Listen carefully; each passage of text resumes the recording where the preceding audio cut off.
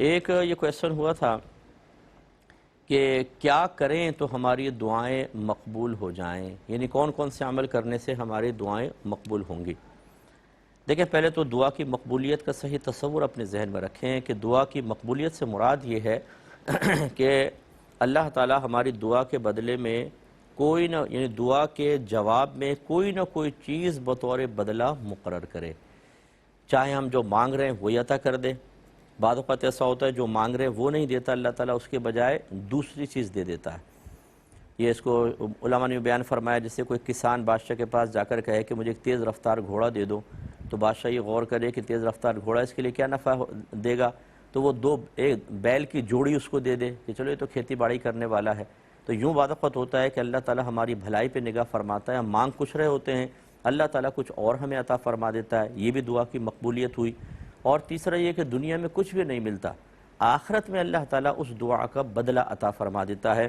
جیسے بعض روایات میں ہیں کہ ایک آدمی میدان محشر میں آئے گا تو اسے پہاڑوں کے برابر نیکیاں اور اجر ملے گا، تو وہ پوچھے گا اللہ تعالیٰ یہ کس چیز کا اجر ہے، میں نے تو ایسا کوئی عمل نہیں کیا، تو اللہ تعالیٰ ارشاد فرمائے گا یہ تیری وہ دعائیں ہیں جو دنیا میں نے قبول نہیں کی، یہ آج اس کا بدلہ ہے۔ یعنی جو دعا دنیا میں تیرے مطلوبہ چیز حاصل نہیں ہوئی، اس کا بدلہ یہ ہے۔ اگر یہ تین چیزوں میں سے کوئی ایک حاصل ہو تو سمجھ لیا دعا قبول ہے، اور تینوں میں سے کچھ بھی حاصل نہ ہو تو وہ نامقبول ہے۔ پہلے تو یہ تصور ذہن میں رکھیں۔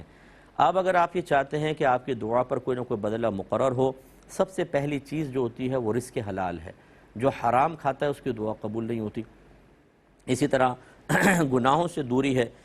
بعض گناہ تو ایسے ہیں کہ انسان کی دعا اور دیگر نیک اعمال مقبول ہی نہیں ہوتے، جیسے ماں باپ کی نافرمانی کرنا، علماء کی توہین کرنا، شریعت کا مذاق اڑانا، یہ چیزیں خاص طور پر۔ اسی طرح بے نمازی کی دعا قبول نہیں ہوتی۔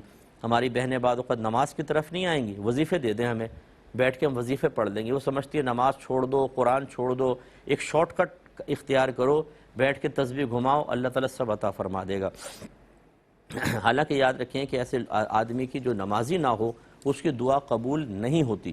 اب اگر کچھ ہمیں مل رہا ہے دعا کے کیے بغیر، یا دعا کر رہے ہیں لیکن نماز نہیں پڑھ رہے، تو یہ اللہ کا انعام ہی آپ کہہ لیں، ورنہ اصل اصول یہی ہے کہ بے نمازی کی دعا قبول نہیں ہوتی ہے۔